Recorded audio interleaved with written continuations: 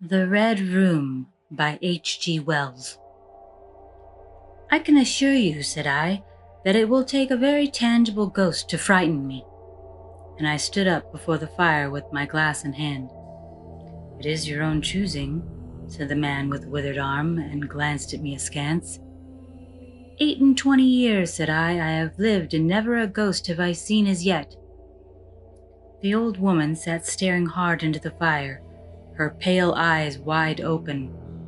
Aye, she broke in, and 28 years you have lived and never seen the likes of this house, I reckon. There's a many things to see when one's still but 28. She swayed her head slowly from side to side. A many things to see and sorrow for. I half suspected the old people were trying to enhance the spiritual terrors of their house by their droning insistence. I put down my empty glass on the table and looked about the room, and caught a glimpse of myself, abbreviated and broadened to an impossible sturdiness, in the queer old mirror at the end of the room. Well, I said, if I see anything tonight, I shall be so much the wiser, for I come to the business with an open mind. It is your own choosing, said the man with a withered arm once more. I heard the faint sound of a stick and a shambling step on the flags in the passage outside. The door creaked on its hinges as a second old man entered, more bent, more wrinkled, more aged even than the first. He supported himself by the help of a crutch. His eyes were covered by a shade, and his lower lip, half averted, hung pale and pink from his decaying yellow teeth. He made straight for the armchair on the opposite side of the table, sat down clumsily, and began to cough. The man with the withered hand gave the newcomer a short glance of positive dislike. The old woman took no notice of his arrival, but remained with her eyes fixed steadily on the fire. I said, it's your own choosing, said the man with the withered hand, when the coughing had ceased for a while. It is my own choosing, I answered. The man with the shade became aware of my presence for the first time, and threw his head back for a moment, and sideways to see me. I caught a momentary glimpse of his eyes, small and bright and inflamed. Then he began to cough and sputter again. Why don't you drink? Said the man with the withered arm, pushing the beer toward him. The man with the shade poured out a glassful with a shaking hand that splashed half as much again on the deal table. A monstrous shadow of him crouched upon the wall, and mocked his action as he poured and drank. I must confess I had scarcely expected these grotesque custodians. There is to my mind something inhuman in senility, something crouching and atavistic. The human quality seemed to drop from old people insensibly day by day. The three of them made me feel uncomfortable with their gaunt silence, their bent carriage, their evident unfriendliness to me and to one another.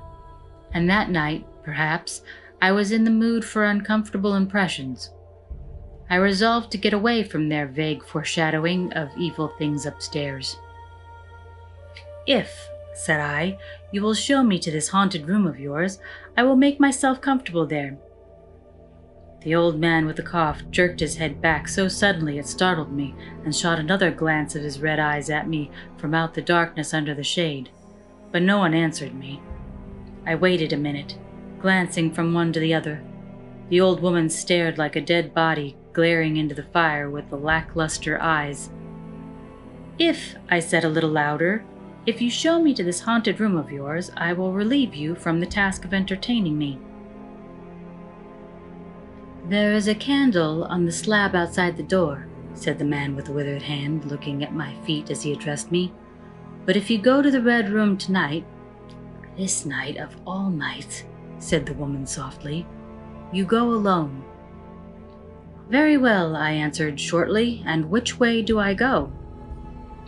You go along the passage for a bit, he said, nodding his head on his shoulder at the door, until you come to a spiral staircase, and on the second landing is a door covered with green baize. Go through that and down the long corridor to the end, and the Red Room is on your left up the steps. Have I got that right? I asked, and repeated his directions. He corrected me in one particular. "Are you really going?" said the man with the shade, looking at me again for the third time with that queer, unnatural tilting of the face. "This night of all nights," whispered the woman. "It's what I came for," I said, and moved toward the door. As I did so, the old man with the shade rose and staggered round the table, so as to be closer to the others and to the fire. At the door I turned and looked at them, and saw that they were all close together, dark against the firelight, staring at me over their shoulders with an intent expression on their ancient faces. "Good night," I said, settling the door open. "It's your own choosing," said the man with the withered arm. I left the door wide open until the candle was well alight, and then I shut them in and walked down the chilly, echoing passage. I must confess that the oddness of these three old pensioners in whose charge her ladyship had left the castle, and the deep-toned, old-fashioned furniture of the housekeeper's room in which they foregathered, had affected me curiously in spite of my efforts to keep myself at a matter-of-fact phase. They seemed to belong to another age, an older age, an age when things spiritual were indeed to be feared, when common sense was uncommon, an age when omens and witches were credible, and ghosts beyond denying. Their very existence, thought I, is spectral. The cut of their clothing, fashions born in dead brains, the ornaments and conveniences in the room about them even are ghostly. The thoughts of vanished men, which still haunt rather than participate in the world of today. And the passage I was in, long and shadowy, with a film of moisture glistening on the wall, was as gaunt and cold a thing that is dead and rigid. But with an effort I sent these thoughts to the right about. The long, draughty, subterranean passage was chilly and dusty, and my candle flared and made the shadows cower and quiver. The echoes rang up and down the spiral staircase, and the shadow came sweeping up after me, and another fled before me into the darkness overhead. I came to the wide landing and stopped there for a moment listening to a rustling that I fancied I heard creeping behind me, and then, satisfied of the absolute silence, pushed open the unwilling baize-covered door and stood in the silent corridor. The effect was scarcely what I expected, for the moonlight, coming in by the great window on the grand staircase, picked out everything in vivid black shadow or reticulated silvery illumination. Everything seemed to be in its proper position. The house might have been deserted on yesterday instead of 12 months ago. There were candles in the sockets of the sconces, and whatever dust had gathered on the carpets or upon the polished flooring was distributed so evenly as to be invisible in my candlelight. A waiting stillness was over everything. I was about to advance and stopped abruptly. A bronze group stood upon the landing, hidden from me by the corner of a wall, but its shadow fell with marvelous distinctness upon the white paneling and gave me the impression of someone crouching to waylay me. The thing jumped upon my attention suddenly. I stood rigid for half a moment, perhaps. Then, with my hand in the pocket that held the revolver, I advanced, only to discover a Ganymede and eagle, glistening in the moonlight. That incident for a time restored my nerve, and a dim porcelain Chinaman on a buhl table, whose head rocked as I passed, scarcely startled me. The door of the Red Room and the steps up to it were in a shadowy corner. I moved my candle from side to side in order to see clearly the nature of the recess in which I stood before opening the door. Here it was, thought I, that my predecessor was found, and the memory of that story gave me a sudden twinge of apprehension. I glanced over my shoulder at the black Ganymede in the moonlight, and opened the door of the Red Room rather hastily, with my face half turned to the pallid silence of the corridor. I entered, closed the door behind me at once, turned the key I found in the lock within, and stood with the candle held aloft surveying the scene of my vigil. The great red room of Lorraine Castle, in which the young Duke had died, or rather in which he had begun his dying, for he had opened the door and followed headlong down the steps I had just ascended. That had been the end of his vigil, of the gallant attempt to conquer the ghostly tradition of the place, and never, I thought, had apoplexy better served the ends of superstition. There were other and older stories that clung to the room, back to the half-incredible beginning of it all, the tale of a timid wife and the tragic end that came to her husband's jest of frightening her.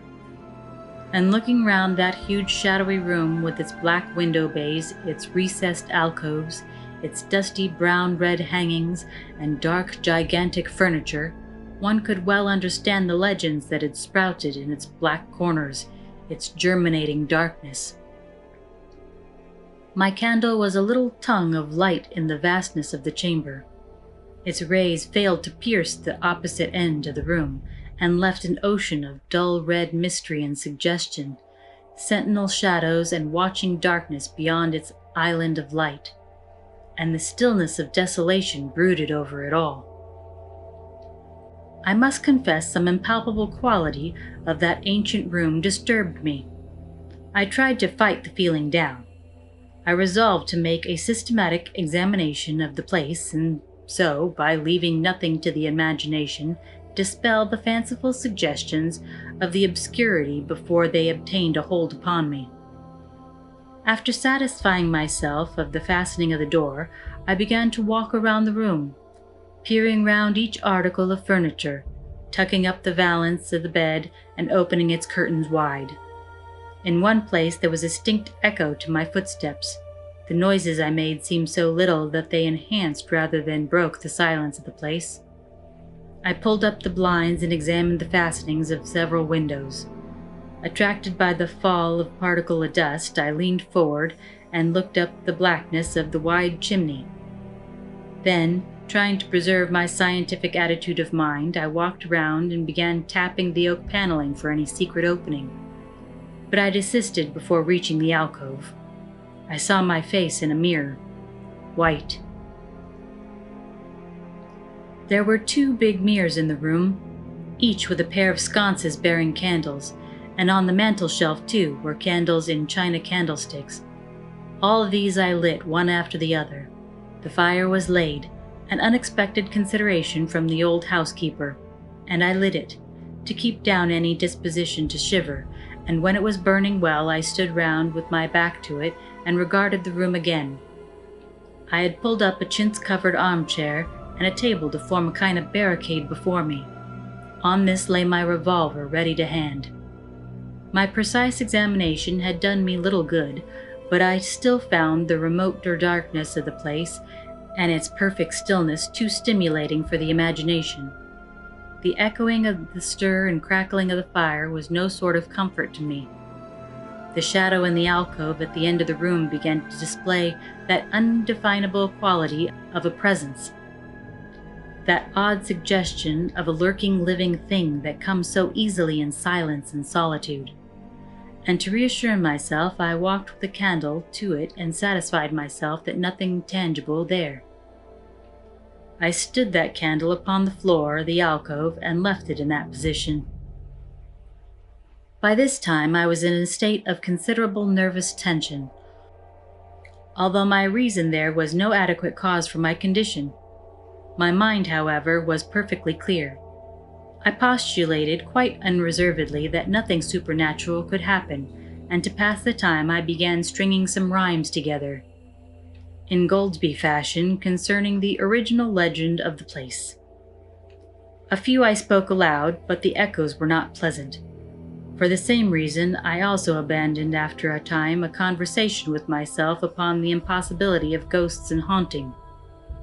My mind reverted to 3 old and distorted people downstairs, and I tried to keep it on that topic. The somber reds and grays of the room troubled me. Even with its 7 candles, the place was merely dim. The light in the alcove flaring in a draught, and the fire flickering, kept the shadows and penumbra perpetually shifting and stirring in a noiseless, flighty dance. Casting about for a remedy, I recalled the wax candles I had seen in the corridor, and with a slight effort, carrying a candle and leaving the door open, I walked out into the moonlight and presently returned with as many as 10.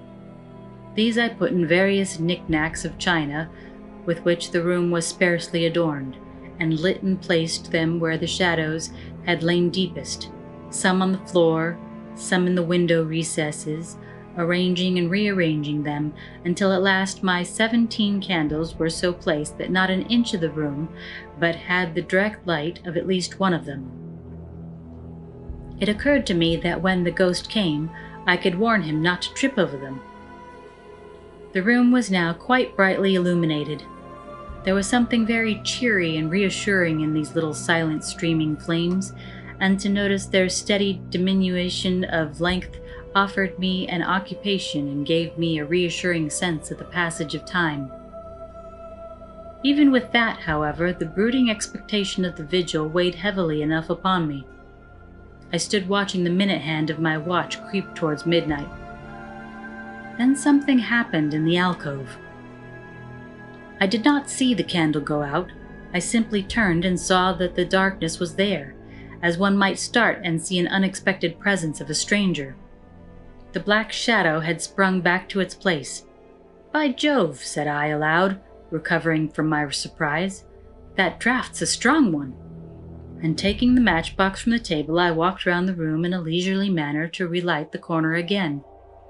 My first match would not strike, and as I succeeded with the second, something seemed to blink on the wall before me. I turned my head involuntarily and saw that the 2 candles on the little table by the fireplace were extinguished. I rose at once to my feet.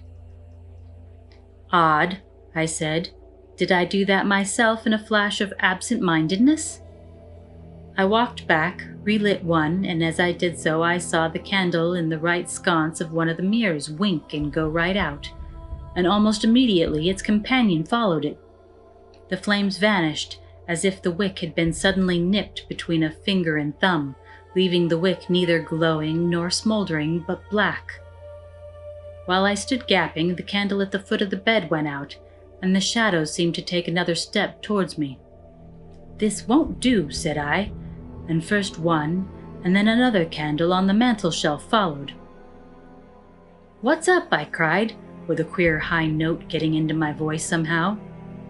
At that, the candle on the corner of the wardrobe went out, and the one I had relit in the alcove followed. "Steady on," I said. "Those candles are wanted," speaking with half-hysterical facetiousness, and scratching away at the match the while. "For the mantel candlesticks." My hands trembled so much that twice I missed the rough paper of the matchbox. As the mantel emerged from darkness again, 2 candles in the remoter end of the room were eclipsed. But with the same match I also relit the larger mirror candles, and those on the floor near the doorway, so that for the moment I seemed to gain on the extinctions. But then, in a noiseless volley, there vanished 4 lights at once in different corners of the room, and I struck another match in quivering haste and stood hesitating whether to take it. As I stood undecided, an invisible hand seemed to sweep out the 2 candles on the table. With a cry of terror, I dashed at the alcove, then into the corner, and then into the window, relighting 3 as 2 more vanished by the fireplace, and then perceiving a better way, I dropped matches onto the iron-bound deed box in the corner, and caught up the bedroom candlestick. With this, I avoided the delay of striking matches, but for all that the steady process of extinction went on, and the shadows I feared and fought against returned, and crept in upon me. First a step gained on this side of me, then on that. I was now almost frantic with the horror of the coming darkness, and my self-possession deserted me.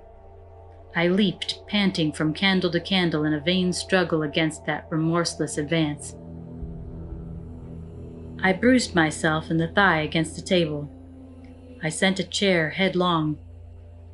I stumbled and fell and whisked the cloth from the table in my fall. My candle rolled away from me, and I snatched another as I rose. Abruptly this was blown out as I swung it off the table by the wind of my sudden movement, and immediately the 2 remaining candles followed. But there was light still in the room, a red light that streamed across the ceiling and staved off the shadows from me. The fire. Of course, I could still thrust my candle between the bars and relight it. I turned to where the flames were still dancing between the glowing coals and splashing red reflections upon the furniture, made 2 steps towards the grate, and incontinently the flames dwindled and vanished. The glow vanished. The reflections rushed together and disappeared, and as I thrust the candle between the bars, darkness closed upon me like the shutting of an eye, wrapped about me in a stifling embrace, sealed my vision, and crushed the last vestiges of self-possession from my brain. And it was not only palpable darkness, but intolerable terror. The candle fell from my hands. I flung out my arms in a vain effort to thrust that ponderous blackness away from me, and lifting up my voice, screamed with all my might, once, twice, thrice. Then I think I must have staggered to my feet. I know I thought suddenly of the moonlit corridor, and with my head bowed and my arms over my face, made a stumbling run for the door. But I had forgotten the exact position of the door, and I struck myself heavily against the corner of the bed. I staggered back, turned, and was either struck or struck myself against some other bulky furnishing. I have a vague memory of battering myself thus to and fro in the darkness, of a heavy blow at last upon my forehead, of a horrible sensation of falling that lasted an age, of my last frantic effort to keep my footing, and then I remember no more. I opened my eyes in daylight. My head was roughly bandaged, and the man with the withered hand was watching my face. I looked about me, trying to remember what had happened, and for a space I could not recollect. I rolled my eyes into the corner and saw the old woman, no longer abstracted, no longer terrible, pouring out some drops of medicine from a little blue phial into a glass. "Where am I?" I said. "I seem to remember you, and yet I cannot remember who you are." They told me then, and I heard of the haunted Red Room as one who hears a tale. "We found you at dawn," said he. "There was blood on your forehead and lips." I wondered that I had ever disliked him. The 3 of them in daylight seemed commonplace old folk enough. The man with the green shade had his head bent as one who sleeps. It was very slowly I recovered the memory of my experience. "You believe me now," said the old man with the withered hand, "that the room is haunted?" He spoke no longer as one who greets an intruder, but as one who condoles with a friend. "Yes," said I, "the room is haunted." "And you have seen it? And we who have been here all our lives have never set eyes upon it, because we have never dared. Tell us, is it truly the old Earl who is—" "No," I said, "it is not." "I told you so," said the old lady with a glass in her hand. "It is the poor young countess who was frightened." "It is not," I said. "There is neither ghost of Earl nor ghost of Countess in that room. There is no ghost there at all, but worse, far worse, something impalpable." "Well," they said. "The worst of all the things that haunt poor mortal men," said I, "and that is, in all its nakedness, fear. Fear that will not have light nor sound, that will not bear with reason, that deafens and darkens and overwhelms. It followed me through the corridor. It fought against me in the room." I stopped abruptly. There was an interval of silence. My hand went up to my bandages. The candles went out one after another, and I fled. Then the man with the shade lifted his face sideways to see me and spoke. "That is it," said he. "I knew that was it. A power of darkness, to put such a curse upon a home. It lurks there always. You can feel it even in the daytime, even of a bright summer day, in the hangings and the curtains, keeping behind you however you face about. In the dusk it creeps in the corridor and follows you, so that you dare not turn. It is even as you say. Fear itself is in that room, black fear, and there it will be, so long as this house of sin endures."